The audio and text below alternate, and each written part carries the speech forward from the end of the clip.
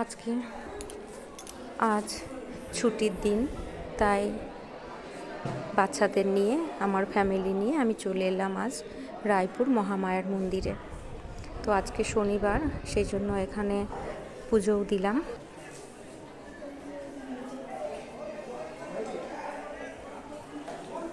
এটা হলো মন্দিরের ভেতর, মন্দিরের বাইরেটা আমি একটু পরে দেখাচ্ছি। মহামায়া এখানে খুব জাগ্রত, মা মহামায়ার মন্দির। আজ শনিবার বলে মন্দিরে একটু ভিড়ও হয়েছে।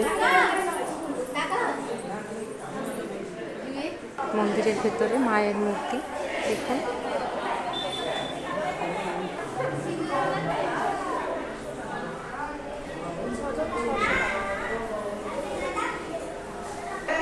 কিছুদিন আগেই এখানে নবকুঞ্জ হয়েছিল, সেই ঠাকুর এখনো রয়েছে।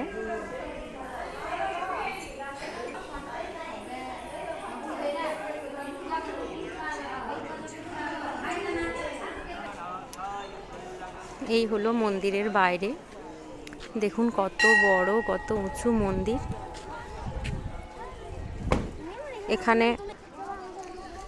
এখানে আজ প্রচুর ভিড়ও হয়েছে। এখানে নতুন গাড়ি অনেকে কিনে এখানে পুজো দেওয়াচ্ছে।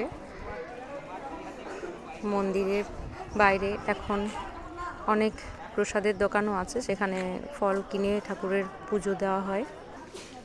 এই পাশটাতে অন্নভোগের জন্য কুপন কাটা হয়, তো এখানে অন্নভোগেরও ব্যবস্থা আছে। 12টার আগে এখানে আসলে, রায়পুর মহামায়ার মন্দিরে আসলে এখান থেকে কুপন কেটে অন্নভোগ গ্রহণ করা যায়। খাতড়া থেকে রায়পুরের দূরত্ব মাত্র 30 কিলোমিটার। তো এই মহামায়ার মন্দির খুবই জাগ্রত। যদি সবাইকে বলবো এখানে এসে একবার মায়ের দর্শন করে যাবেন। যদি কখনো কেউ রায়পুর আসেন তো মহামায়ার মন্দির দর্শন করতে ভুলবেন না।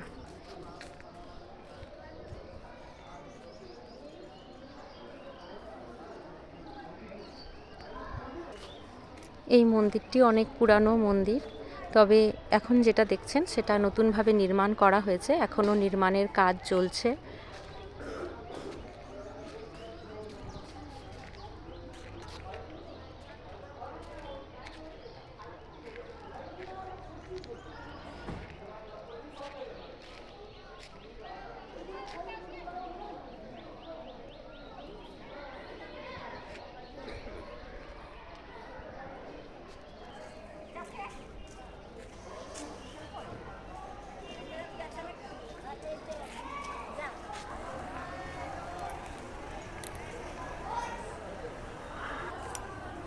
নবকুঞ্জের জন্য এখানে বিভিন্ন হরি মন্দির নির্মাণ করা হয়েছে। 9টা কুঞ্জ এখানে আছে।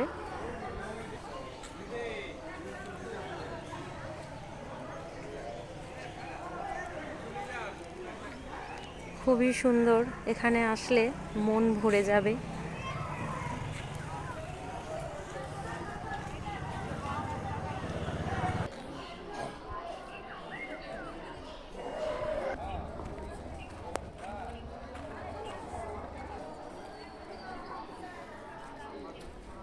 আজকে খুব ভালোভাবে পুজো দিলাম, মন ভরে গেল। ভিড় ছিল, তবুও খুব সুন্দরভাবে পুজো হয়েছে। তো আজ এই পর্যন্তই, দেখা হচ্ছে পরের ভিডিওতে। ততক্ষণ সবাই সুস্থ থাকবেন, ভালো থাকবেন। টাটা।